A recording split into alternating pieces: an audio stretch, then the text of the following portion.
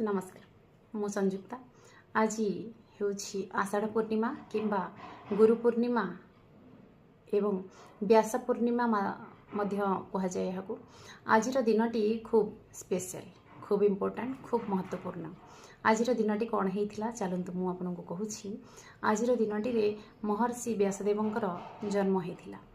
पिता पराशर एवं माता सत्यवती गर्भरू जन्मी थिले एभली सुयोग्य संतान जी रचना करथिले महाभारत एवं विभिन्न प्रकार वेद वेदांत साहित्यर रचयिता से महर्षि व्यासदेव को कोटि नमस्कार एवं प्रणाम।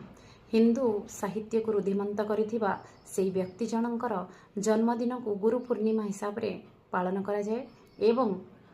जो भली भाव में आमे टीचर्स डे पालन करुछे गुरु दिवस पालन करुछे से भली भाव में पुरातन समय यह रही आसी जे गुरु पूर्णिमा एवं व्यासंकर जन्मदिनटी को व्यास पूर्णिमा हिसाब रे मध्य समस्ते जानती एवं ए दिनटीर खूब महत्व अच्छी खूब इम्पोर्टान्स अच्छी सबु शुभ कार्य स्टार्ट होता है आज दिन कर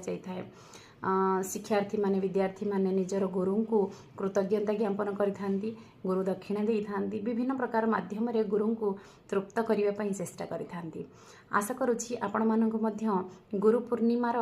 खूब उत्साह रोथिबो एवं किछि ना किछि निहाती भाव में आपण करुथिबे निज गुरु को फोन माध्यम रे हो देखा करबा हो उपहार देवा हो टिके कथा हेबा हो ना कहीं निहाती भाव में समस्ते करुथिबे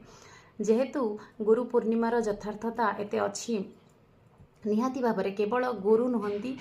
आमे जानिछे पिलाटीए जन्म हैला बेले तार प्रथम गुरु हेउछि माता गुरु पुणी पिता गुरु नेक्स्ट होछंती शिक्षा गुरु तापरे होछंती दीक्षा गुरु एई भली भाव में आमर पर्याय क्रम रे मनुष्य जीवन आगक बढ़ी थाए एवं गुरुंकर मार्गदर्शन आमको विभिन्न प्रकार स्रोत रे जीवा पई बाट कढे दै थाए आमर मार्गदर्शक हिसाब रे से माने आमर चिर नमस्य ही रहिबा निहाती जरूरी एवं सेमानकर सम्मान रे ही आमर सम्मान क्षमा मागुछि कारण बाहर किसी शब्द आपन को निहाती भाव में सुना जाउथिबो कारण एठी घर काम चलछि पाखरे आउ जेते चेष्टा कले मध्य एई समय को ठीक किछि ना किछि साउंड आसुछि आउ किंतु किछ करि हबनी जेहेतु मोर वीडियो बनैबार अच्छी विभिन्न प्रकार बाधा एवं एभली सब समस्या सत्वे मध्य मु बनाऊँगी आशा करुँची निहाती भाव में आपन को यही सब तथ्य गुड़िक इम्पोर्टाट लगे और समस्ते शुणवे